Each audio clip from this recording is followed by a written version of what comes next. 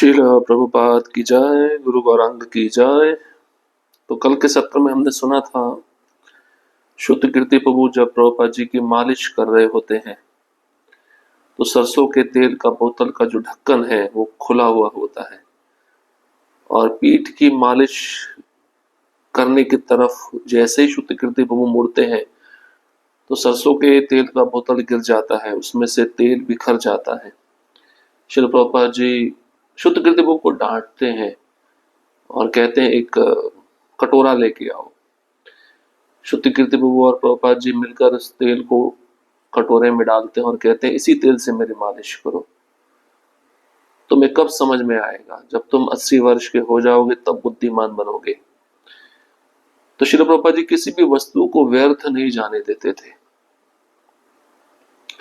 कहावत के रूप में प्रभुपाद जी ने शुद्ध कीर्ति प्रभु को ऐसा कहा था और शुद्ध कीर्ति प्रभु ये सुनकर कुछ उत्तर नहीं दिए, लेकिन प्रभुपाद जी हंसते रहे।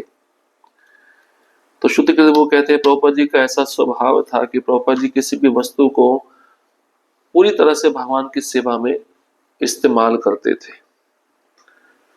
और शुद्ध कीर्ति प्रभु कहते हैं मेरे लिए एक शुभ अवसर था। श्रील प्रभुपाद कितने अद्भुत हैं। मैं मूर्खतावश ऐसा सोचता था कि श्रील प्रभुपाद मेरे ऊपर क्रोधित है, लेकिन मैं ये समझ नहीं पा रहा था कि उनकी केवल एक ही इच्छा है कि सभी वस्तुएं भगवान की सेवा में पूरी तरह से लगे और सभी प्रसन्नता से परम भगवान की सेवा करें। और मेरा ये सौभाग्य था कि मैं श्रील प्रभुपाद को और अधिक प्यार करूं। उसके पश्चात कुछ सन्यासी प्रभुपाद जी को मिलने के लिए आते हैं, शिकायत करने के लिए आते हैं कि मंदिर के अध्यक्ष जो जीबीसी हैं वही जप नहीं कर रहे हैं। तो प्रभुपाद जी ने कहा वो व्यस्त होंगे, जैसे अर्जुन व्यस्त थे लड़ाई में, वो तो जप नहीं कर सकते थे, इसलिए वो भी जप नहीं कर पा रहे होंगे। लेकिन बाद में प्रभुपाद जी फिर एक दूसरा उत्तर देते हैं कि अगर ऐसे अध्यक्ष जप नहीं कर रहा है तो उसको उस पद पे रहने का अधिकार नहीं है। अब हम आगे बढ़ेंगे। भक्तों को राजसी प्रसाद मिलना चाहिए। 30 अगस्त 1973, भक्ति वेदांत मैनर, इंग्लैंड। प्रवासी भारतीय सारे विश्व में थे, अतः भारतीय संस्कृति प्रत्यक्ष थी। यात्रा करते हुए श्रील प्रभुपाद तथा उनके शिष्य प्रायः किसी न किसी जीवन सदस्य के घर दावत के लिए आमंत्रित होते। उनके शिष्य सदा ऐसे समारोह में सम्मिलित होने के लिए उत्सुक रहते, क्योंकि एक तो उन्हें श्रील प्रभुपाद का संग प्राप्त होता तथा साथ ही राजसी प्रसाद। श्रील प्रभुपाद भी कभी ऐसे निमंत्रण अस्वीकार नहीं करते। कभी कभी वे प्रसादम से पहले एक छोटा सा भाषण भी देते। जब श्रील प्रभुपाद मैनर में रह रहे थे तो एक ऐसा समारोह संपन्न हुआ। कई दर्जन भक्त एक कुलीन भारतीय के घर गए। प्रसाद बहुत स्वादिष्ट था। श्रील प्रभुपाद अलग ढंग से प्रसाद का वर्णन करते। उन्होंने कहा भक्तों को भव्य प्रसाद मिलना चाहिए, साधारण परंतु वैभवशाली। वैभवशाली का अर्थ है बहुत स्वादिष्ट। यदि प्रसादम स्वादिष्ट है तो आप भूख न रहने पर खाते रहते हैं, और यदि स्वादिष्ट नहीं तो आपकी भूख मारी जाएगी। भक्तों के लिए प्रसादम बढ़िया होना चाहिए तो शेष सब ठीक होगा। प्रसादम का अर्थ है घी तथा चीनी। उस सहभोज में हलवा, खीर, पूरी तथा अन्य कई प्रकार के व्यंजन थे। मैं श्री प्रभुपाद को खाते हुए देख रहा था। यह सदा विशिष्ट होता। प्रायः वे कमरे में अकेले प्रसादम पाते थे। जैसे वे प्रसादम पाते हुए अपनी उंगलियों, हाथ तथा मुंह स्वर्गीय ढंग से चलाते। उसका वर्णन करना मेरी सामर्थ्य से परे है। मैं देख रहा था कि श्री कृष्ण प्रसादम का सम्मान कर रहे थे। हम सबने पूर्ण संतोष से खाया। जब हम मैनर वापस आए, श्रील प्रभुपाद ने अपनी घंटी बजाई। मैं तेजी से उनके कमरे में गया। उन्होंने हंसते हुए पूछा, अतः सबने प्रसादम का आनंद लिया? मैंने कहा, श्रील प्रभुपाद वास्तव में कुछ भक्त प्रसन्न नहीं थे। वह कह रहे थे कि सब कुछ घी की जगह तेल में तला हुआ था। उन्होंने उत्तर दिया, तुम क्या आशा करते हो? मैं देख रहा था तथा मैंने देखा कि प्रद्युम्न ने बहुत सी पूरियां खाई तथा अन्य भक्तों ने बहुत सी सब्जी खाई। मैं चकित था। मैं केवल श्रील प्रभुपाद को खाते हुए देख रहा था, परंतु मुझे नहीं पता कि वे इतना कुछ अवलोकन कर रहे थे। स्पष्ट रूप से कुछ न करते हुए भी वे एक साथ बहुत कुछ कर लेते थे। यद्यपि मेरा अवलोकन का अपना ढंग था, मैंने स्वीकार किया, हाँ श्रील प्रभुपाद, मुझे भी अच्छा नहीं लग रहा था तथा मैंने अधिक नहीं खाया। उन्होंने कहा, हाँ मैं जानता हूं तुमने अधिक नहीं खाया, परंतु मुझे याद है तुमने 4 पूरियां खाई थी। मैंने अविश्वसनीय ढंग से उत्तर दिया, हाँ प्रभुपाद, मेरा अनुमान है कि मैंने ऐसा ही किया था। मैंने उनको प्रणाम किया तथा कमरे से बाहर चला गया। मैं जानने का प्रयास कर रहा था कि वे ये सब कुछ कैसे जानते हैं, ये मैंने क्या किया है। इससे अधिक वे ये जानते थे कि मैंने क्या खाया है। वे मेरे लिए असाधारण बात थी कि एक साधारण से उत्सव में क्या हो रहा है, उसके प्रति वे कितने जागरूक थे।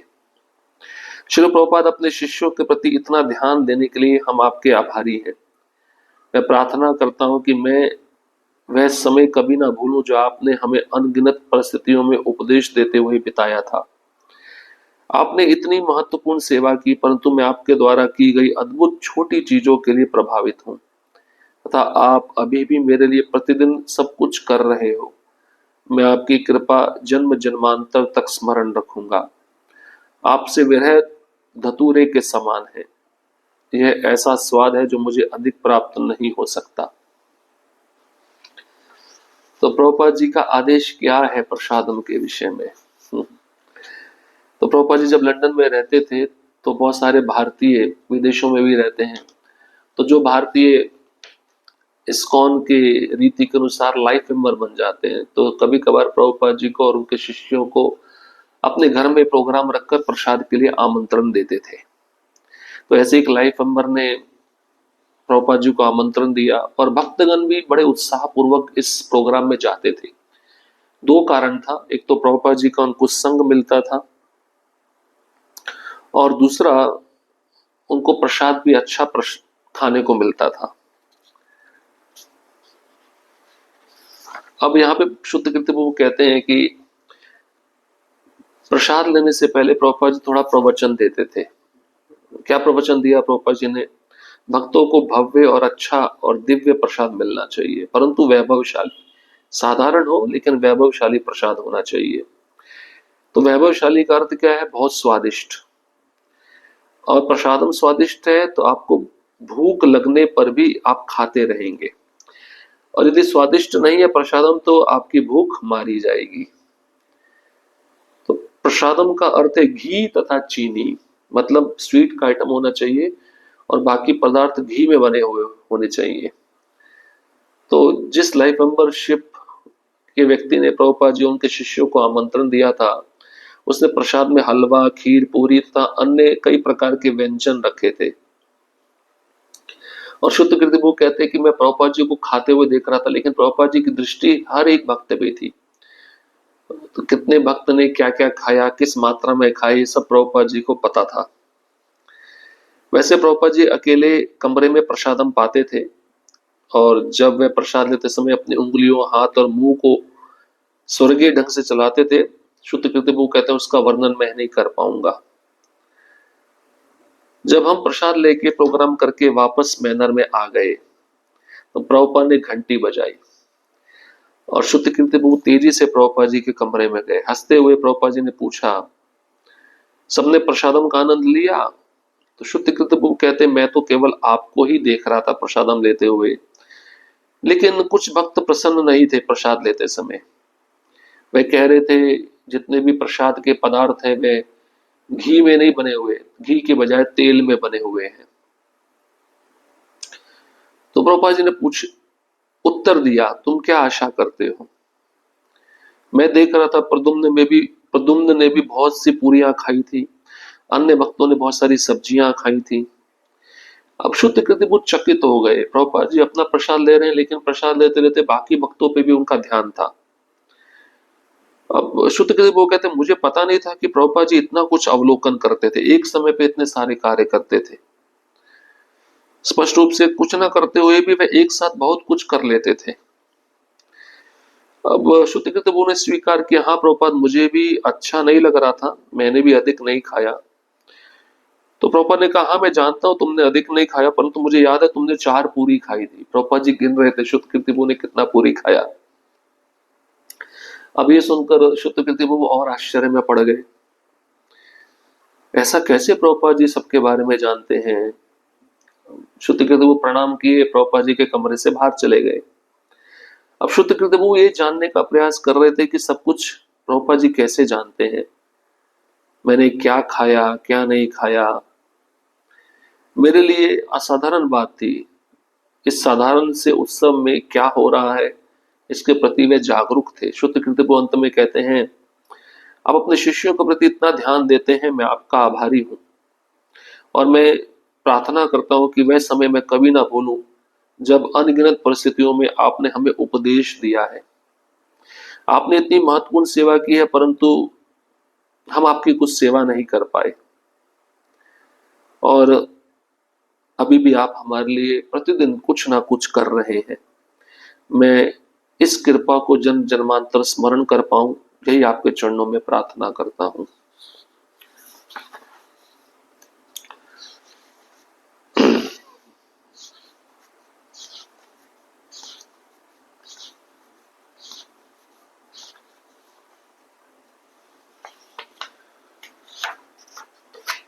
एक प्रसंग और पढ़ेंगे। यह प्रसादम क्या आपने सहायता नहीं की? 5 सितंबर 1973, इस्कॉन भक्ति वेदांत मैनर, इंग्लैंड। भगवान के शुद्ध भक्त के संग 2 वर्ष तक रहना कृष्ण भावनामृत में कर्म करने का एक अनोखा सुयोग था। मेरे जैसे व्यक्ति के लिए एक महान आत्मा के प्रति अनगिनत अपराध करने का भी एक अवसर था। बहुत से कार्यकलाप थे जो मेरे मन को उत्कीर्ण करते थे, परंतु अन्य कुछ ऐसी बातें भी थी जो मुझे व्यथित करती थी। मैनर में एक भारतीय भक्त का 12 वर्ष का बेटा था। वह लड़का शिल प्रभुपाद के लिए मध्याह्न का भोजन पकाना चाहता था। कृष्ण कृपा श्री मूर्ति उसके प्रस्ताव पर सहमत हो गए। मुझ जैसे व्यक्ति ने, जिसकी मनोवृत्ति 12 वर्ष के समान थी तथा सेवा भाव की भी कमी थी, सोचा कि चलो इस प्रातः मुझे विश्राम का समय मिला। मैंने उस लड़के की गतिविधि का निरीक्षण नहीं किया तथा मैंने कोई विचार नहीं किया कि वह शिल प्रभुपाद के लिए रसोई बनाने के योग्य है या नहीं। मैं शिल प्रभुपाद को उसका संदेश पहुंचाकर अपने कमरे में आ गया। तत्पश्चात वह बालक शिल प्रभुपाद के लिए भोजन ले आया। दाल जली हुई थी, चपातियां सख्त थी क्योंकि वह फूली नहीं थी, चावल कच्चे थे। शिल प्रभुपाद ने सबको चख लिया था। जब बालक दूसरी चपाती लाने रसोई घर में गया तो मैं शिल प्रभुपाद के कमरे में गया। उन्होंने कहा, यह प्रसादम है, क्या तुमने सहायता नहीं की? मैंने कहा, नहीं प्रभुपाद, मैंने सोचा वह कर लेगा। उन्होंने कहा, तुम्हें उसके साथ रहना चाहिए था ताकि तुम ये जान सको कि सब कुछ ठीक ठाक है। ये बहुत खराब है, मैं ये कैसे खा सकता हूँ? तभी वह बालक चपाती लेकर कमरे में आ गया। शिल प्रभुपाद ने उससे कहा, सब कुछ बहुत अच्छा है, तुमने बहुत अच्छा प्रसाद बनाया। वह बालक बहुत प्रसन्न था। उसने यथासंभव प्रेममयी सेवा संपन्न की थी तथा अपने आध्यात्मिक गुरु को प्रसन्न किया था। यह कहना अनावश्यक नहीं होगा कि मैंने अपने आलस्य के कारण महान अपराध किया था। शिल प्रभुपाद मुझ पर चिल्लाए नहीं। जब वे मेरे पर चिल्लाते तो सहन करना कठिन होता, परंतु जब वे शांत रहकर मुझ पर क्रोधित होते, ये मेरे लिए अत्यंत पीड़ादायक होता। ये घटना शिल प्रभुपाद की महानता का एक और उदाहरण था। वे अपना जीवन आरामदायक करने के लिए कितने ही आध्यात्मिक तथा भौतिक रूप से कुशल सेवक अपने पास रख सकते थे, परंतु उन्होंने मेरी सेवा स्वीकार की। उन्होंने कभी भी तथा किसी समय भी मुझे छोड़कर जाने के लिए नहीं कहा। उन्होंने अच्छी तरह से मेरी अक्षमता को स्वीकार किया तथा मेरे दोष रहते भी मुझे प्रशंसा का अनुभव कराया। मैंने देखा कि श्री प्रभुपाद भक्तों के अनेक अपराधों को भी क्षमा कर देते थे। यह वास्तव में मेरे आध्यात्मिक गुरु के प्रति की गई बदतर सेवा ना थी, परंतु यह उनके प्रति प्रत्यक्ष सेवा में संलग्नता थी तथा जिससे मुझे दुख होता था। शिल प्रभुपाद, मुझे अपने से दूर मत करना। इस भौतिक जगत में आपके सुंदर सुनहरी चरणों के अतिरिक्त मेरा और कोई आश्रय नहीं। मुझे आपकी तथा आपके आंदोलन की सेवा करने की इच्छा प्रदान करो। तो बड़ी सुंदर लीला है लेकिन दुखद भी है। शुद्ध कीर्ति प्रभु कहते हैं, भगवान के शुद्ध भक्त प्रभुपाद जी के साथ में 2 साल तक रह चुका था। 2 साल में व्यक्ति रहता तो उसको सब अनुभव आ जाता है कैसे सेवा करनी है। अब प्रभुपाद जैसे व्यक्ति के लिए जो एक महान आत्मा है, मेरे प्रति, मेरे द्वारा उनके चरणों में बहुत सारे अपराध भी होते थे, लेकिन उनसे मुझे बहुत कुछ सीखने को भी मिलता था। अब एक घटना वे बताते हैं कि भक्ति वेदांत मैनर में एक भारतीय भक्त रहता था जिसका 12 साल का बेटा था। अब वो लड़का शिल प्रभुपाद के लिए दोपहर का भोजन पकाना चाहता था। प्रभुपाद जी सहमत हो गए। प्रभुपाद जी ने कहा ठीक है, बना सकते हो। अब मैंने सोचा चलो आज मुझे छुट्टी मिल गई, मैं आराम करूंगा, 12 साल का लड़का है, सब अच्छे से प्रसाद बना सकता है। प्रभुपाद जी को मैसेज देकर, सूचना देकर शुद्ध कीर्ति वो अपने कमरे में आ गए। अब बालक जो था, जब उसने प्रभुपाद के लिए भोजन बनाया, उसमें दाल जली हुई थी, चपातियां ठीक से सेकी हुई नहीं थी, सख्त थी, कच्ची थी, फूली हुई नहीं थी, चावल कच्चे थे। श्री प्रभुपाद सबको खा लिए, चख लिए। जैसे ही बालक दूसरी चपाती लाने गया तो उसी समय शुद्ध कीर्ति प्रभु प्रभुपाद जी के कमरे में आ गए। तो प्रभुपाद जी ने शुद्ध कीर्ति प्रभु को पूछा, ये प्रसादम है, क्या तुमने उस बच्चे का सहायता नहीं किया? तो शुद्ध कीर्ति प्रभु कहते नहीं प्रभुपाद, मैंने सोचा वह कर लेगा। प्रभुपाद बोले नहीं, तुम्हें उसके साथ में रहना चाहिए था, तुम्हें ये देखना चाहिए था कि वह सब कुछ ठीक से कर रहा है या नहीं कर रहा है, ये बहुत खराब है, मैं कैसे खा सकता हूं। अब वो दूसरा चपाती लेकर बालक आता है कमरे में। प्रभुपाद उससे कहते हैं ये बहुत अच्छा प्रसाद है, तुमने बहुत अच्छा प्रसाद बनाया है। अब बालक बड़ा खुश हो जाता है, उसने बड़े प्रेम से सेवा की थी प्रभुपाद जी की। अब शुद्ध वो कहते हैं कहना आवश्यक नहीं होगा कि मैंने अपने आलस के कारण महान अपराध किया था। उस समय प्रभुपाद जी मुझ पे चिल्लाए नहीं। जब वह चिल्लाते तो मेरे लिए सहन करना कठिन हो जाता था, लेकिन जब वह शांत रहकर मुझ पर गुस्सा करते थे तो मेरे लिए और भी कष्ट होता था, पीड़ादायक होता था। ये प्रभुपाद जी की महानता का एक और उदाहरण था कि प्रभुपाद जी अपना जीवन आरामदायक बनाने के लिए कितने अच्छे सेवकों को चुन सकते थे, अपने पास रख सकते थे, लेकिन उन्होंने मेरी सेवा स्वीकार की। उन्होंने कभी भी मुझे ये नहीं कहा कि तुम मुझे छोड़ के चले जाओ। मेरी अक्षमता को भी उन्होंने स्वीकार किया, मेरे दोषों को भी उन्होंने स्वीकार किया।